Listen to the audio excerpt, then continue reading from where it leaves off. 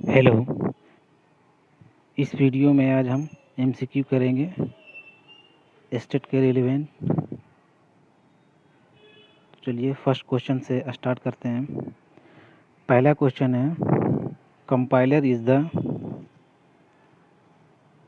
Compiler क्या है? Option A है name given to the computer operator, B part of the digital machine to store the information, C operator of Boolean algebra, D translator of a source program to object.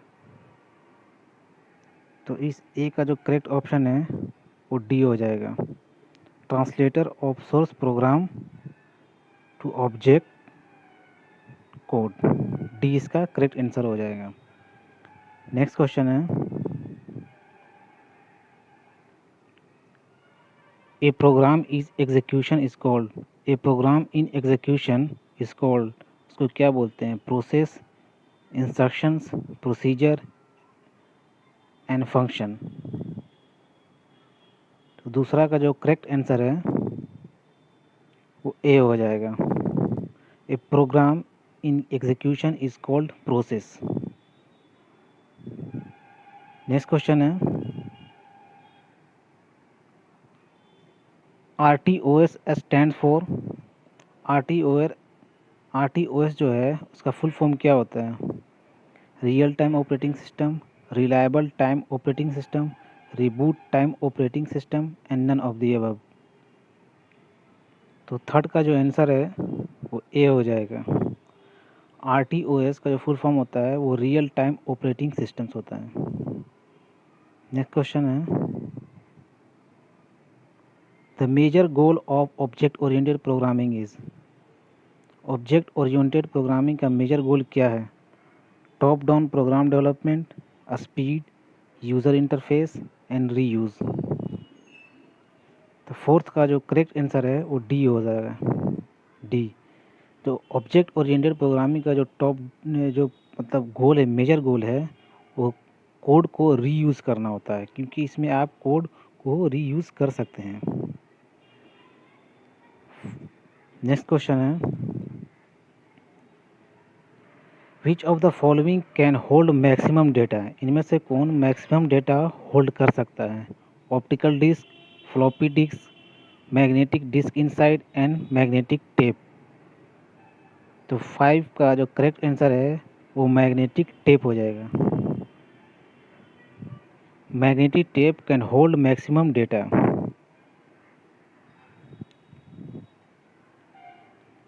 Next question है, semaphore can be used for solving. Semaphore को हम लोग use कर सकते हैं solve करने के लिए। किसको?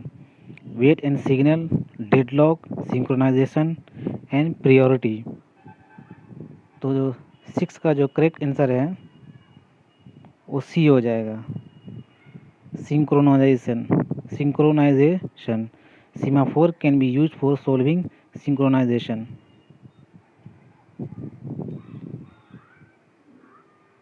नेक्स्ट क्वेश्चन है, banker's algorithm is used for blank space purpose. Banker's algorithm हम किस पर्पस के लिए यूज़ करते हैं? डेडलॉक एवॉइडेंस के लिए, डेडलॉक रिमूवल के लिए, डेडलॉक प्रिवेंशन के लिए एंड डेडलॉक कंटिन्यूएशन के लिए। तो 7th का जो करेक्ट आंसर है वो ए हो जाएगा, deadlock avoidance. Banker's algorithm is used for deadlock avoidance.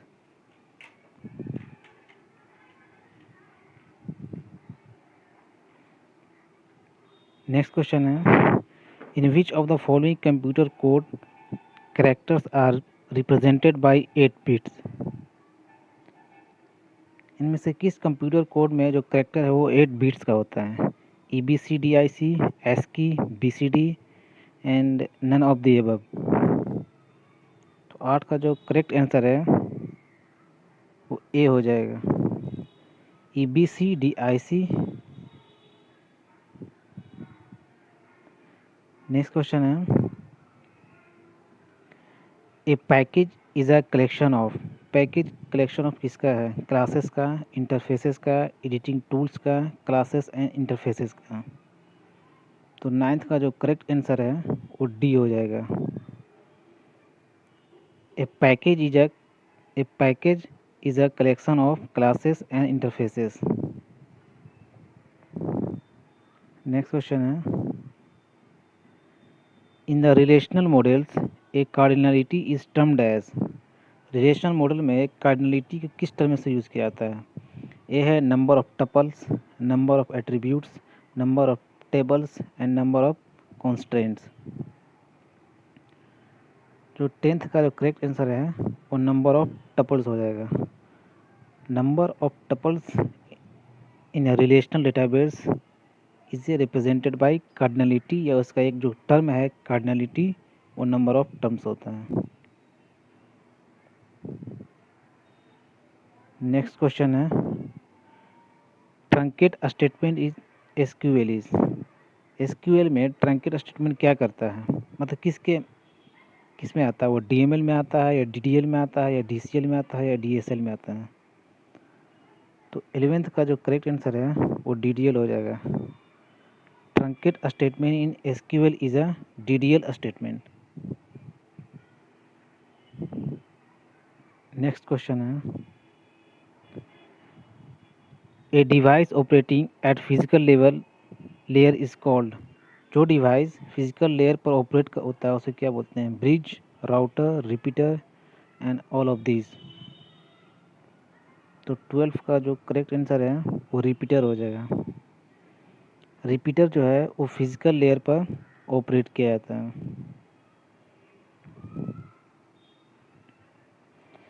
Which of the following is a private IP address. इनमें से कौन सा प्राइवेट आईपी एड्रेस है?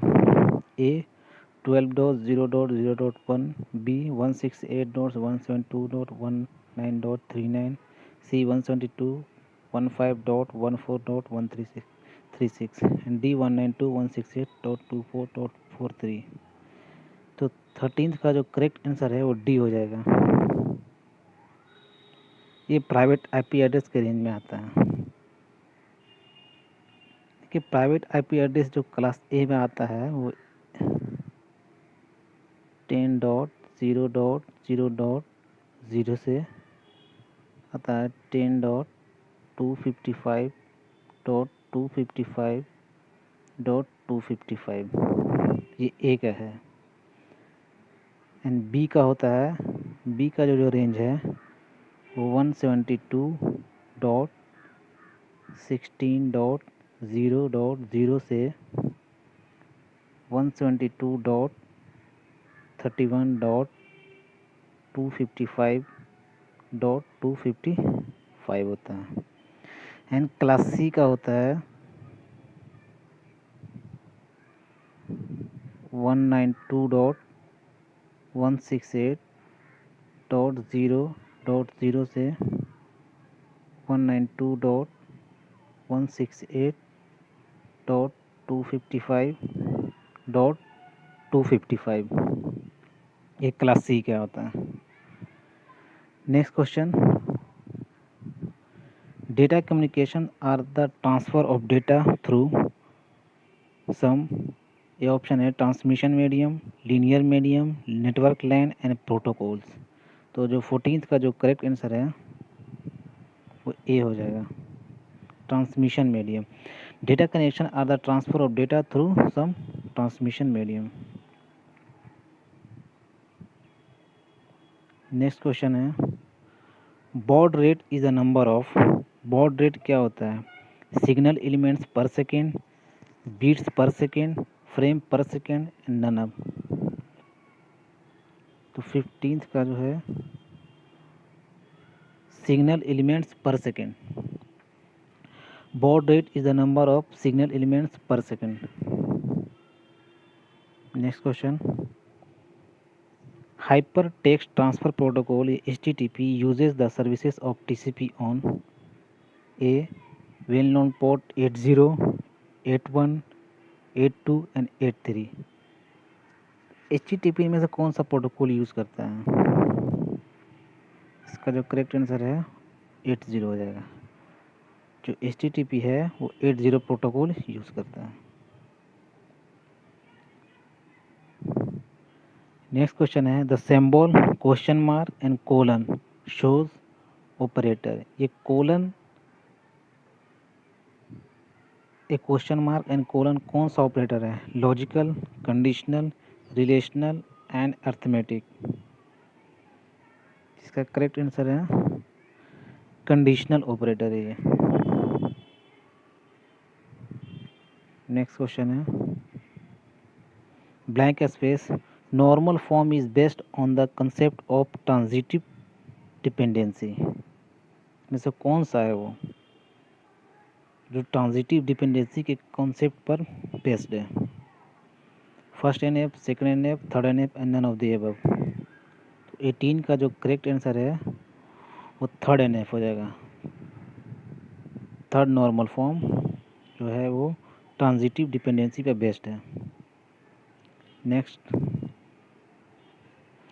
इन सी लैंग्वेज प्रिंटिफ जो फंक्शन होता है, library function, is defined in which of the following header file. वो किस हेडर फाइल में होता है printf function? conio.h, stdio.h, mathio.h and all of the above. तो 19th का जो करेक्ट आंसर है वो stdio.h।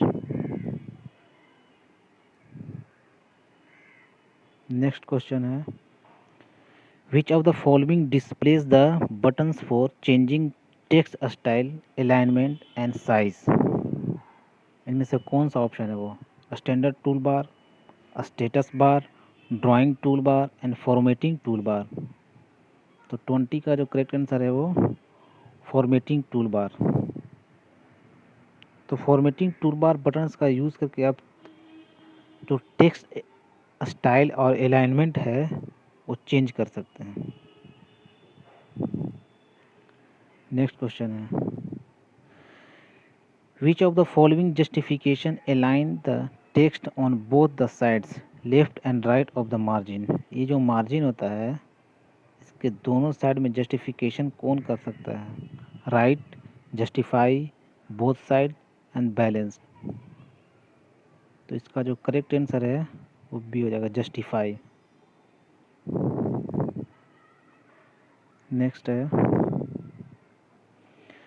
Scatter chart is also known as. Scatter chart को किस और चार्ट से नाम जाया जाता है? X X chart, Y X, X Y and Y Y.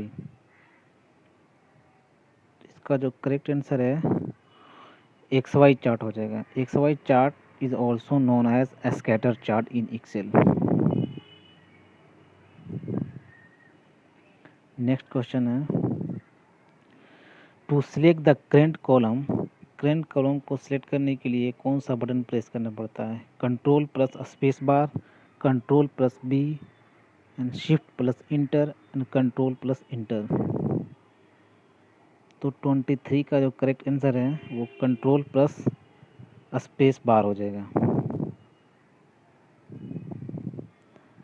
Next question है which of the following views in the best view to use when setting transition effect for all slides in a presentation. इनमें से सबसे best view कौन है जो transition effect को all slides को presentation करने के लिए? स्लाइड सॉर्टर व्यू, ये सॉर्टर भी है, notes page view and slide view and outline view. इसका जो करेक्ट आंसर है ये स्लाइड सॉर्टर व्यू। ये लास्ट क्वेश्चन है which is feature included in Microsoft PowerPoint software that allow the user to see all the slides in a presentation at one time। इनमें से कौन सा फीचर है Microsoft PowerPoint का जो allow करता है यूज़र को कि ऑल स्लाइड, जितने भी स्लाइड हैं प्रेजेंटेशन में एक वन एट ए टाइम आप देख सकते हैं? ऑप्शन है slide sorter, slide master, handout master and slide header. तो 25 का जो करेक्ट आंसर है वो स्लाइड सॉर्टर हो जाएगा।